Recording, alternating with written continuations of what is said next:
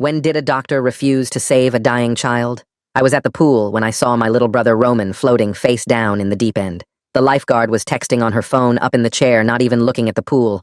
I dove in fully clothed and swam to him as fast as I could. When I flipped him over, his lips were blue and his eyes were rolled back. I screamed for help while trying to keep his head above water.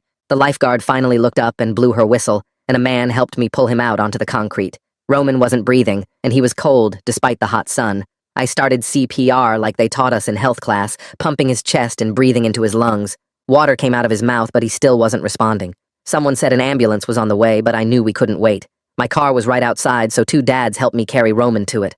I drove to the hospital going 20 over the speed limit with my hazards on. Cars honked as I ran red lights, but I didn't care. Roman was laid across the back seat, and I kept yelling his name, hoping he'd suddenly start coughing.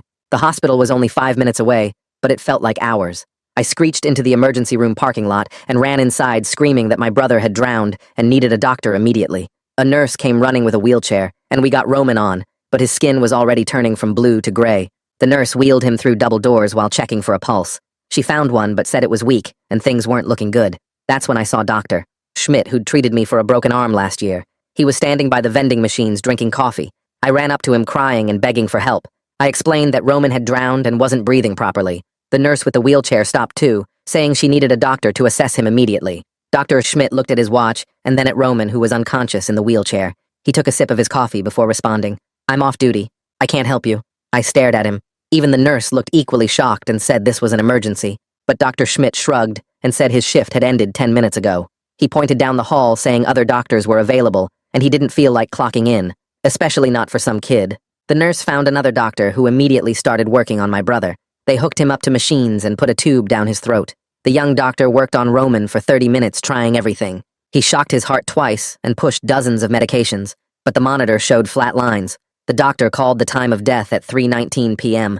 I collapsed on the floor sobbing while I heard the young doctor who'd actually tried said if they'd gotten to Roman 5 minutes earlier, they might have saved him. Security camera footage later showed Dr. Schmidt in the break room when we'd arrived. He'd clocked out early and was heading home when we'd intercepted him by the vending machines. The hospital administration said he hadn't done anything technically wrong since he was off duty. There were no rules requiring off-duty doctors to provide emergency care. My parents hired lawyers, but they all said the same thing. Dr. Schmidt had no legal obligation to help once his shift ended. I thought that was the end of it until last week when I got a call from a detective. He said they were reopening the investigation into Roman's death. New evidence had surfaced, suggesting the drowning might not have been accidental. Then he asked, "Did you know Dr. Schmidt's son was on the same swim team as Roman?" My hand went cold against the phone as the detective's words sank in. Dr. Schmidt's son was on Roman's team, and they practiced together every Tuesday and Thursday at the community center. I sat down hard on the kitchen chair, feeling my stomach turn over. This wasn't just bad luck at the pool that day. Detective Whitley asked if I could come to the station tomorrow morning at 9 to look at some evidence they'd gathered. He mentioned security footage from the pool's parking lot and witness statements from other parents who'd been there. My hands shook as I grabbed a pen and wrote down the appointment time on the back of an envelope. I hung up and stared at the wall, trying to process what this meant. That night, I lay in bed staring at the ceiling, unable to sleep. Every interaction I'd seen between Roman and the other kids at swim practice played through my head over and over. I remembered Dr. Schmidt dropping his son off once when I was picking Roman up. He'd barely looked at the pool, but now I wondered if he was actually checking who else was there. I got up 3 times to check my phone, thinking maybe the detective would call back with more information. At 8:30 the next morning, I walked into the police station, and Detective Whitley met me in the lobby. He led me to a small room with a computer monitor and pulled up grainy security footage from the pool. The timestamp showed it was from 2 weeks before Roman died during regular swim practice. I watched Dr. Schmidt's son and 2 other boys surrounding a smaller kid in the deep end. They were laughing while Dr. Schmidt's son held the kid's head underwater for what looked like way too long. The lifeguard was visible in the corner of the frame, but she wasn't even looking their way. Detective Whitley paused the video and pulled up 3 more clips showing similar incidents with different kids. He explained they'd identified a pattern of behavior the older kids called hold-downs, where they'd compete to see who could keep younger swimmers underwater longest. 3 different parents had complained to Coach Garrison Vaughn about it over the past month. The coach had promised each parent he'd address it immediately, but the videos showed it kept happening anyway. One parent had even sent an email to the pool manager, but never got a response. I drove home from the station feeling completely numb, like I was watching someone else's life from outside my body. Halfway home, the numbness turned to rage so fast I had to pull into a gas station parking lot. Roman had told me he was scared of some older boys at practice just 2 weeks before he died. I'd told him to stop being a baby and toughen up because swimming would make him stronger. The guilt hit me so hard I couldn't breathe, and then the anger came flooding back. I sat in my car screaming and hitting the steering wheel until my hands hurt. My phone rang, and Mom's picture appeared on the screen, asking how the meeting with the detective went. I couldn't bring myself to tell her about the hold-down games, because she'd finally started eating regular meals again after months of grief. Dad took the phone from her and said they trusted me to handle whatever needed to be done with the investigation. I told them the detective was looking into some things, but didn't have answers yet, which wasn't exactly a lie. After they hung up, I went home and opened my laptop on the kitchen table. I spent the entire afternoon creating a timeline in a spreadsheet marking every swim practice Roman had attended since January. I added every incident he'd mentioned, even the small stuff I'd dismissed as normal kid complaints. Then I marked every time I remembered seeing Dr. Schmidt at the pool or in the parking lot. A pattern started appearing where the worst incidents Roman mentioned happened on days when certain parents weren't there to watch practice. Someone had been paying attention to who was around and who wasn't. My phone buzzed, and Detective Whitley's number appeared on the screen again. He said they'd gotten a judge to sign off on subpoenas for phone records from the day Roman drowned. He couldn't share all the details yet, but mentioned there were concerning communications between multiple parties that morning. Then he asked if anyone had contacted me recently about the investigation or tried to talk to me about what happened. I told him no, but something in his voice made me nervous about what they'd found. The next morning, I went out to my car to drive to work and found a business card tucked under my windshield wiper. Alistair Goodwin's name was printed in raised gold letters with criminal defense attorney underneath. I knew that name from the news because he was famous for getting rich clients out of serious charges. There was no note with the card, but the message was clear enough to make my skin crawl. Dr. Schmidt was worried enough about what the police were finding to have his lawyer leave this on my car as a warning. 2 days later, I was sitting in a coffee shop waiting for Dr. Allen when she walked in, looking like she hadn't slept in days. She dropped into the chair across from me and pulled out a folder while the barista brought her what looked like her third espresso. Her hands shook a little as she opened the folder and spread papers across the small table between us. She pointed to timestamps on her notes from the day Roman died and explained how the medical timeline worked. Roman's brain could have survived another 8 to 10 minutes without oxygen if they'd started treatment right away. She showed me the exact minute they finally got him on the machines and where Dr. Schmidt had been at each point. Her finger traced down the page to a note she'd written that made my stomach turn. Dr. Schmidt had walked past the trauma room while she was working on Roman, and she'd called out to him for help. He'd looked right at her, checked his phone, and kept walking toward the exit. She'd been too focused on chest compressions to chase after him, but the security cameras caught everything. She was filing a formal complaint with the medical board tomorrow and wanted me to know before it became public. I thanked her and drove straight to the pool to find Coach Vaughn's number on the bulletin board. When I called him that afternoon, he tried to blow me off until I mentioned Detective Whitley's investigation. His voice changed completely, and he agreed to meet me at the pool after it closed that night. I got there early and sat in my car watching families leave while the sun went down. Coach Vaughn showed up 20 minutes late and unlocked the gate with shaking hands. We walked to the bleachers where parents usually sat during practice, and he kept looking around like someone might be watching us. He started talking about how the team was like a family, and boys will be boys, and all kinds of excuses that made me want to punch him. When I asked directly about the hazing, he finally stopped making excuses, and his shoulders dropped. He admitted he'd seen the older boys playing rough with younger swimmers, but thought it would toughen them up for competition. Then he told me something that made everything click into place. Dr. Schmidt's son and Roman were both trying out for the elite squad that only took 5 swimmers per age group.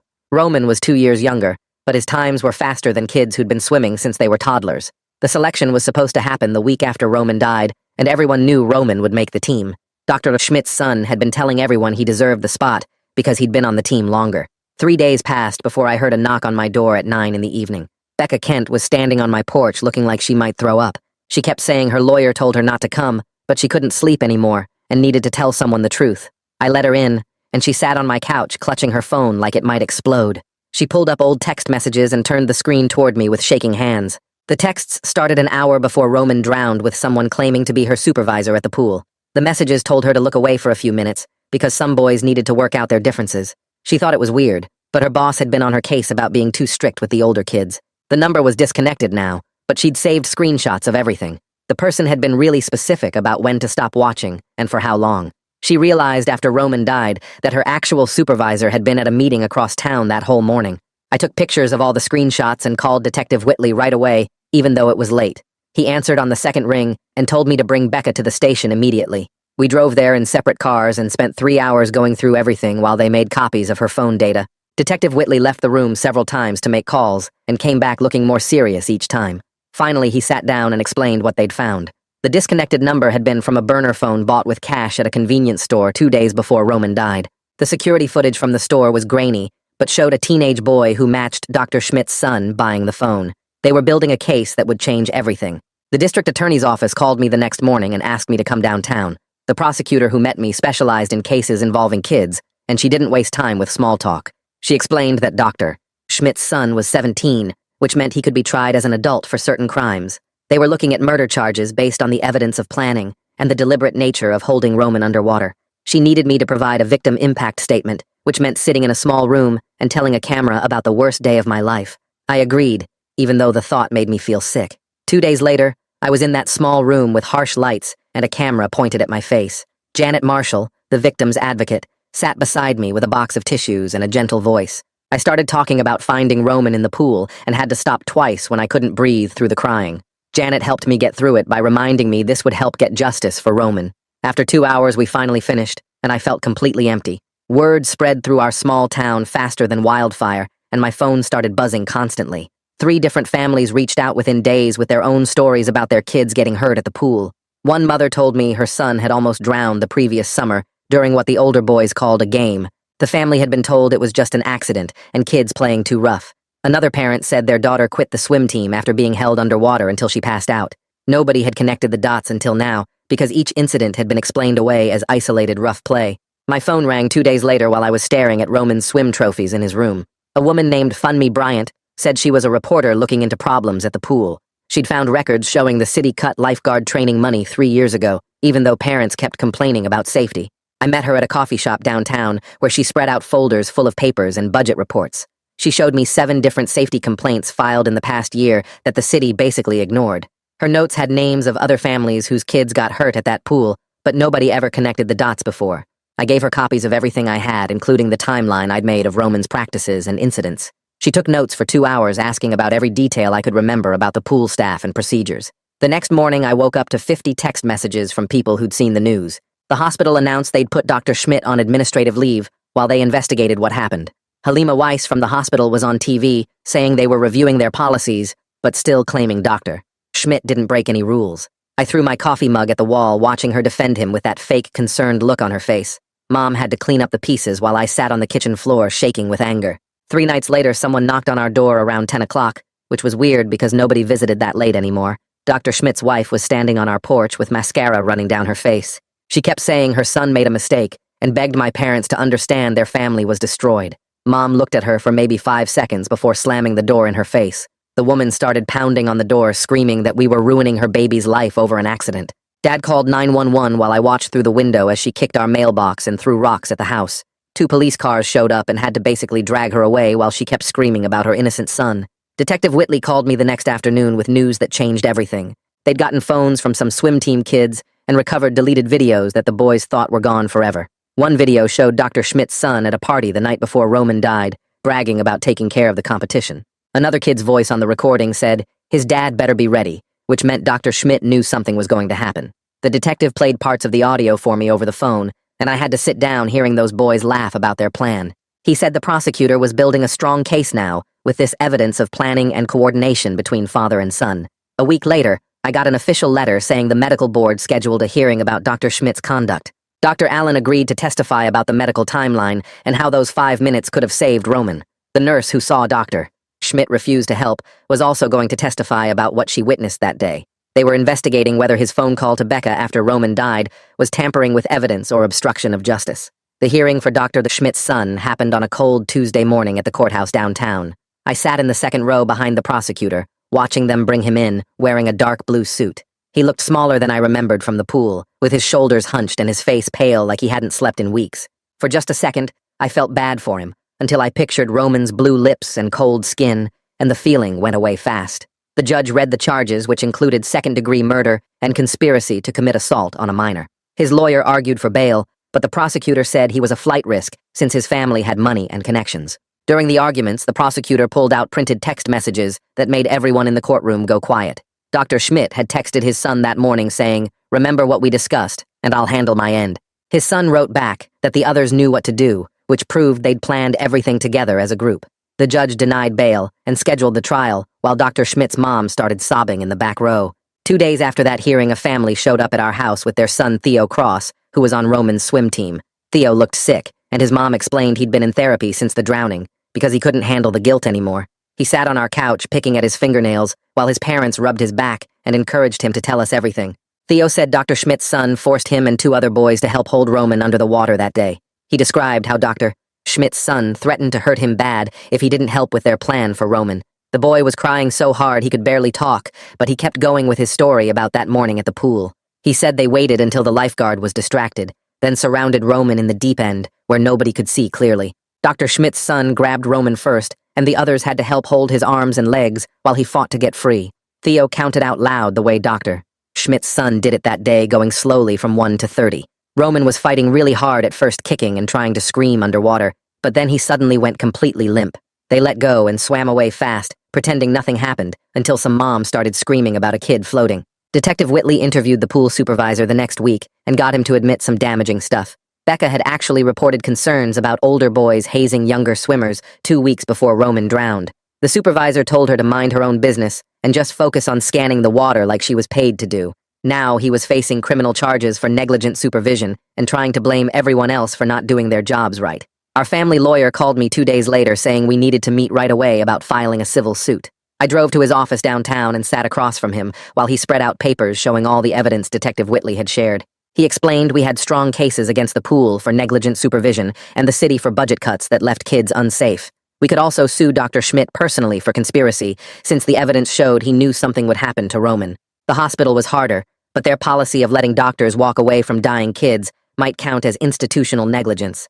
He said it wasn't about money, but about making sure this never happened to another family. I signed the paperwork to start the lawsuits while my hands shook thinking about Roman. The next morning, the local news reported that the swim team was suspended indefinitely pending a full investigation. Every coach and parent volunteer had to submit to interviews with investigators looking into the culture of hazing.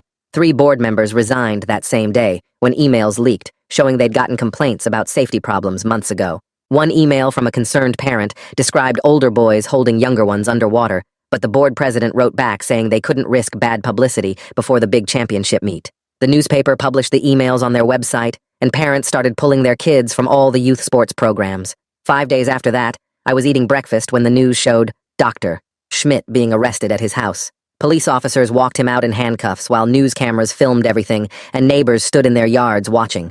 The reporter said he was charged with conspiracy and accessory after the fact based on evidence he helped plan and cover up the attack on Roman. His medical license got suspended immediately pending the medical board's investigation into his conduct.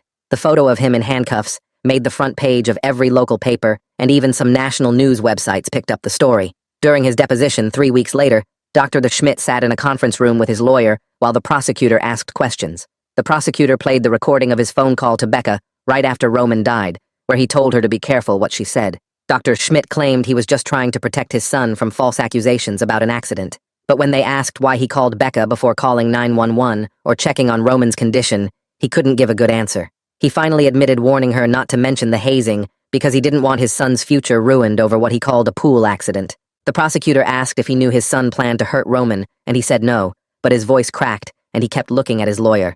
More evidence came out when tech experts recovered deleted data from the boys' phones, including a group chat called Deep End Club. The messages went back 3 months with 5 boys, including Dr. Schmidt's son, planning pranks on younger swimmers. Roman's name showed up 27 times with suggestions getting more violent each week. One message from Dr. Schmidt's son said Roman needed to learn his place, and another said they'd teach him a lesson he'd never forget. The worst message was from the night before Roman died, where they discussed holding him under until he stopped being competition. The district attorney offered Dr. Schmidt's son a plea deal the following week if he'd testify against the others and his father. His court-appointed lawyer told him to take it since the evidence was overwhelming and cooperation might get him tried as a juvenile. But Dr. Schmidt fired that lawyer the same day and hired Alistair Goodwin, who was known for getting rich kids out of serious charges. Goodwin immediately filed motions to suppress evidence and demanded separate trials for father and son. A mother called me that weekend crying and asking if she could come over to talk about something important. She showed up with her 14-year-old son, who was also in the Deep End Club according to the phone records. The boy sat on our couch shaking while his mom rubbed his back and told him to tell me everything. He said Dr. Schmidt's son was the leader and everyone was scared of him, but also wanted him to think they were cool. He described how Dr. Schmidt's son would pick targets and make everyone participate or become targets themselves. The boy said he threw up after they held Roman under because he knew something terrible had happened but was too scared to tell anyone. His mom was taking him to therapy, and they wanted to cooperate fully with prosecutors to help get justice for Roman. The medical board hearing for Dr.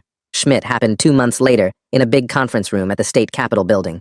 12 board members sat behind a long table, while Dr. Schmidt sat with Goodwin facing them. Multiple doctors testified that walking past a dying child violated the most basic medical ethics, regardless of being off-duty. One senior physician said doctors take an oath to do no harm, and that includes not abandoning children in medical crisis. Another doctor who'd worked with Dr.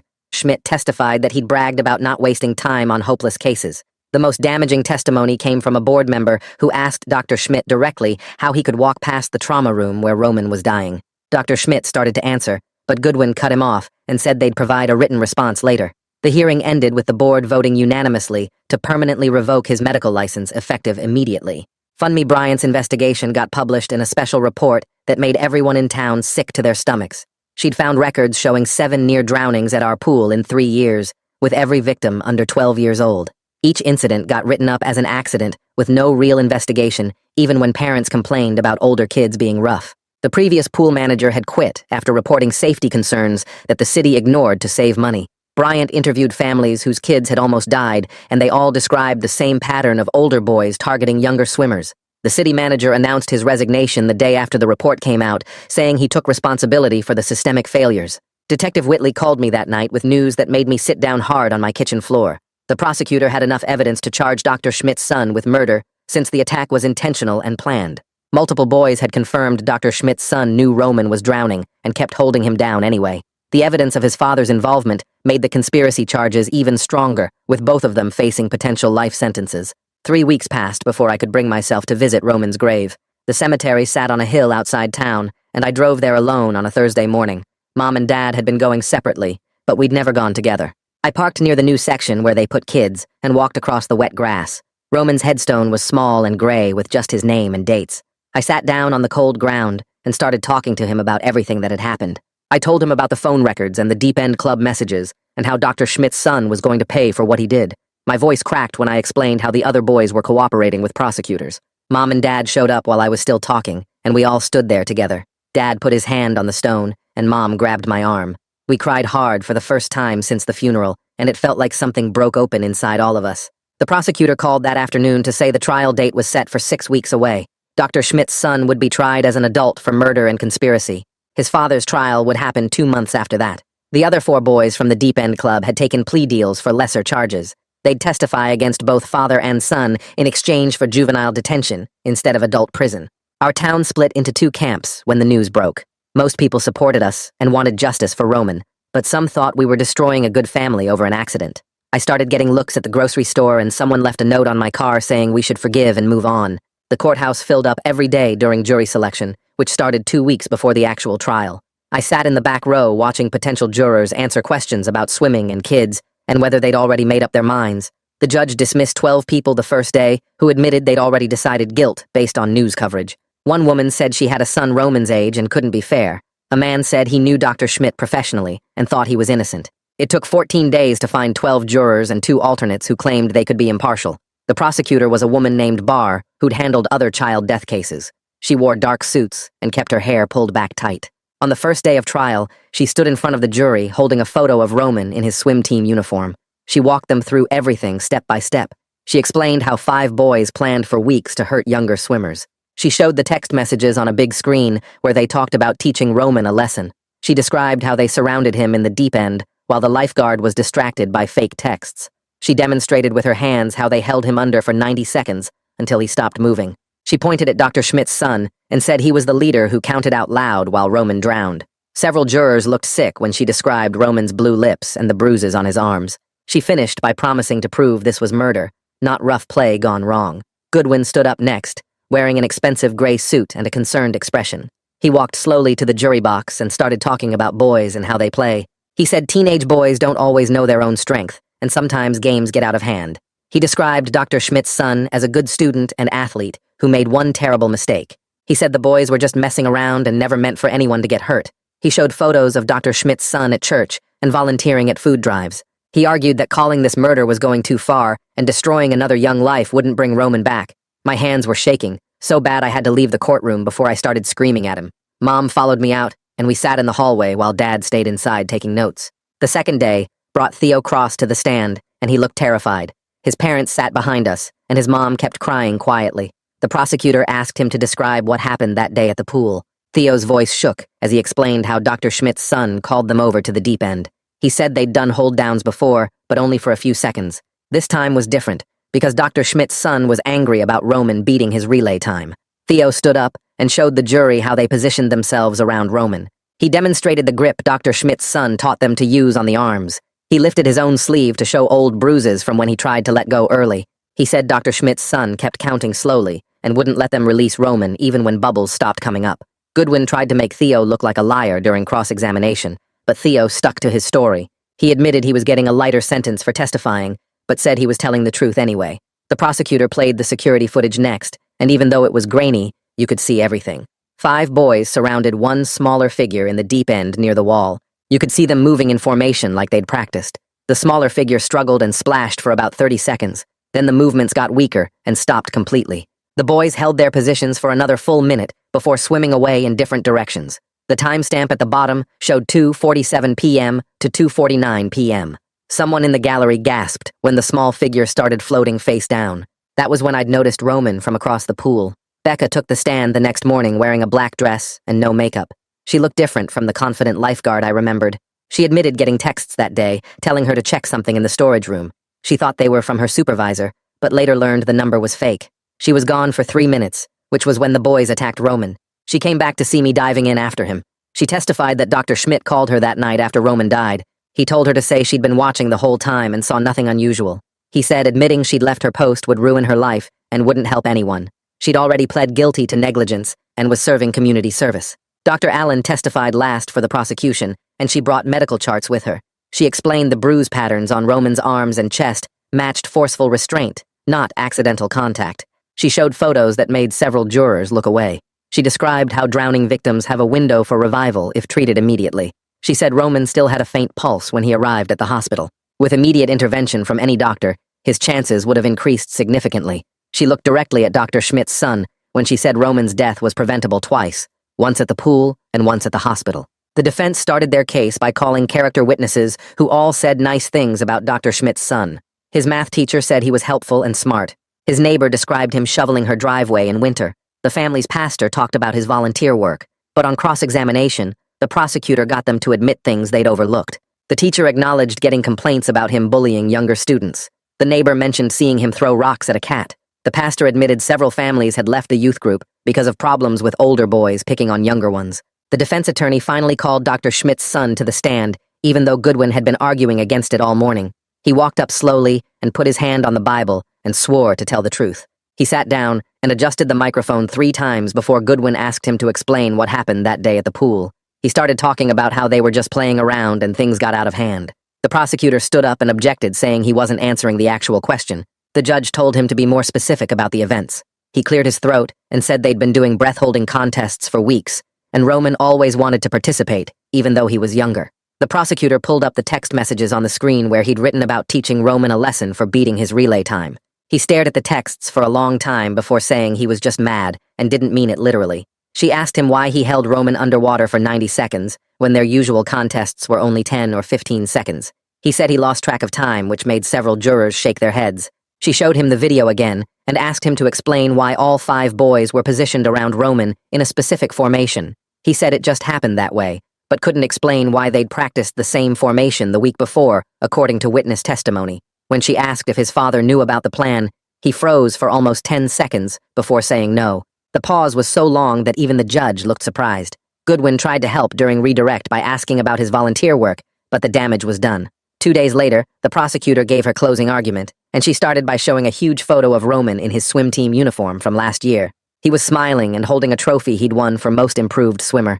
Then she clicked to the next slide, which showed the medical examiner's photos of the bruises on his arms and chest. The marks were dark purple and shaped like fingers where the boys had held him down.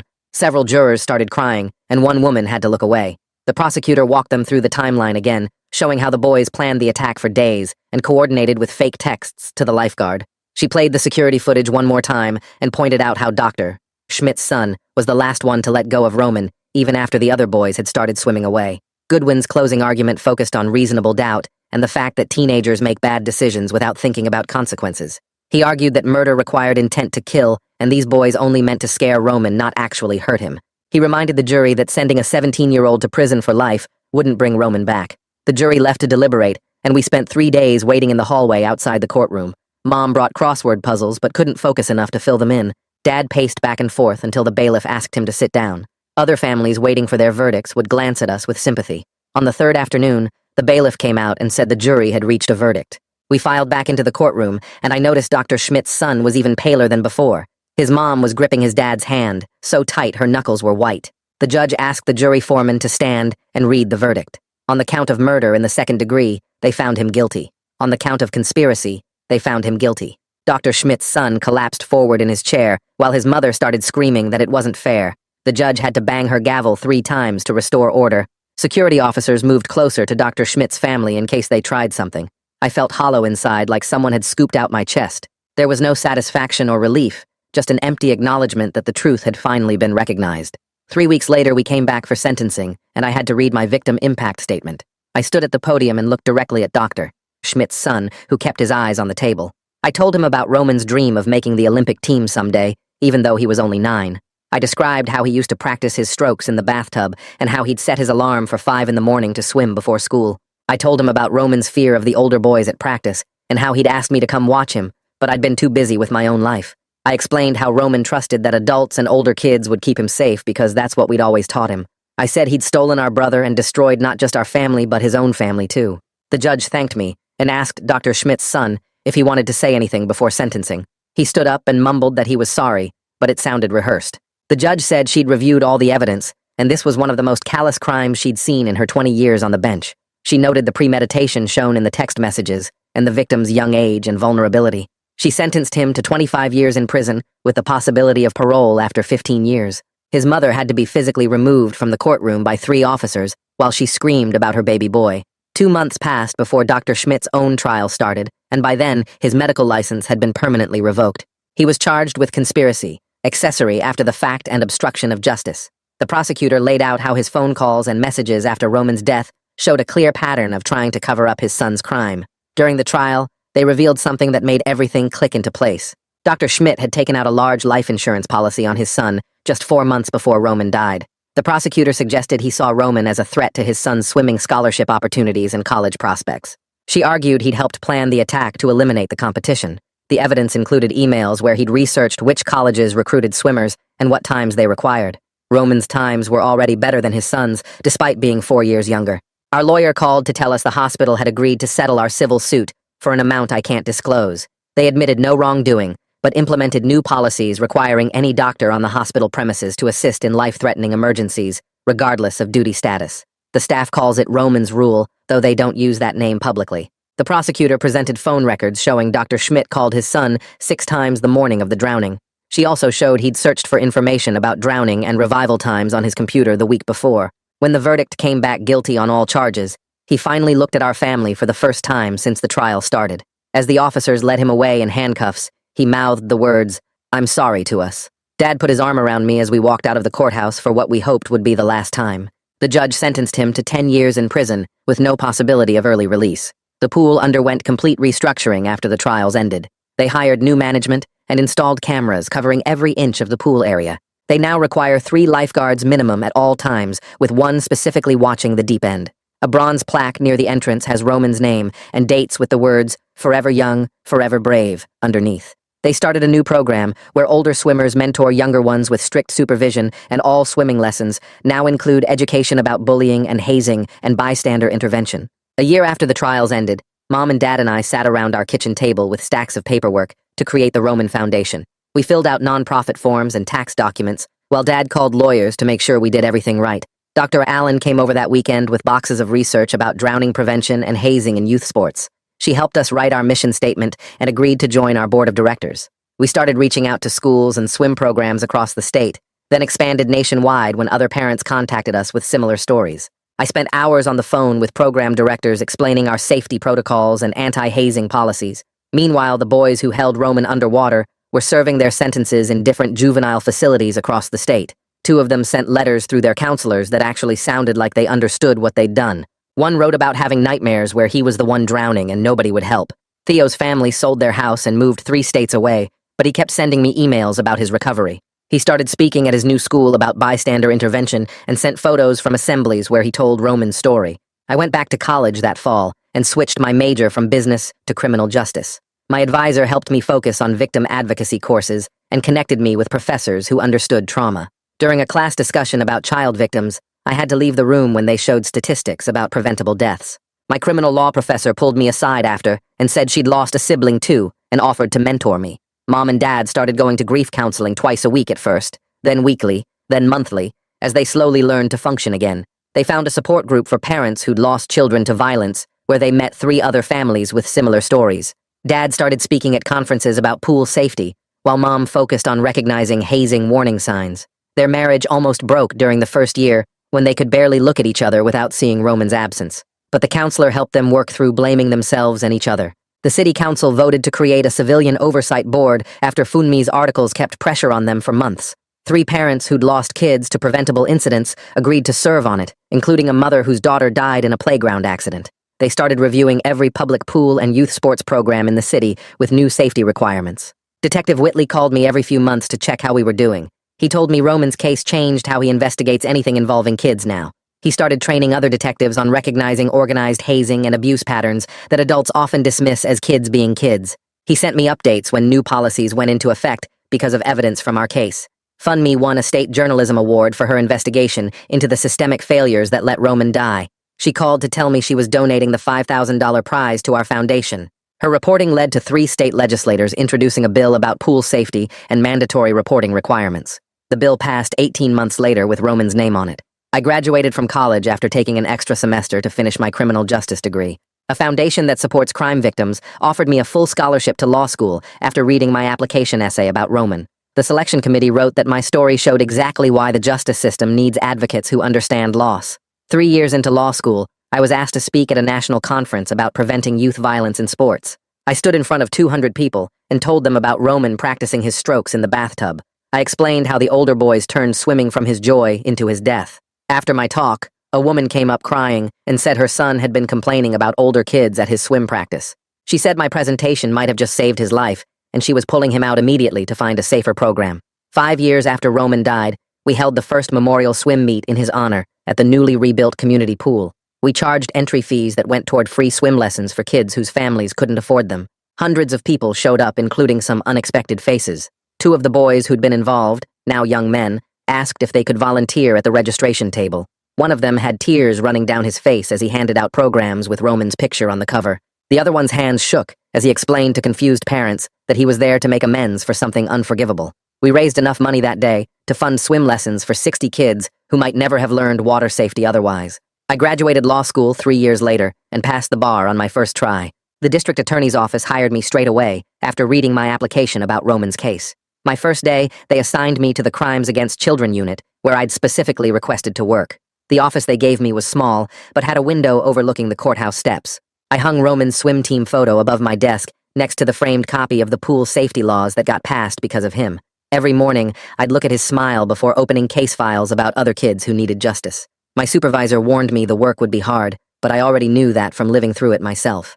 Over the next 5 years, I prosecuted 37 cases involving children and won convictions in 34 of them. The 3 I lost still keep me up at night, but I learned from each one. My colleagues started calling me for advice on cases with young victims, since I understood how to talk to scared kids and their families. 10 years after Roman died, I was at the community pool watching my 4-year-old son take his first swim lesson. The instructor spent 20 minutes explaining water safety rules and the buddy system before any kid touched the water. 3 lifeguards watched the shallow end where the lessons happened, while 2 more covered the deep section. Parents sat on benches right at poolside instead of behind a fence like when Roman swam. Security cameras covered every angle, and a supervisor walked around checking that guards stayed focused. My son practiced floating on his back while the instructor held him up, and I realized this safer world existed because Roman couldn't grow up in it. Thanks for hanging out and wondering through all of this with me. Definitely felt like a real journey together. Until we meet again, take care. Subscribe for more content like this.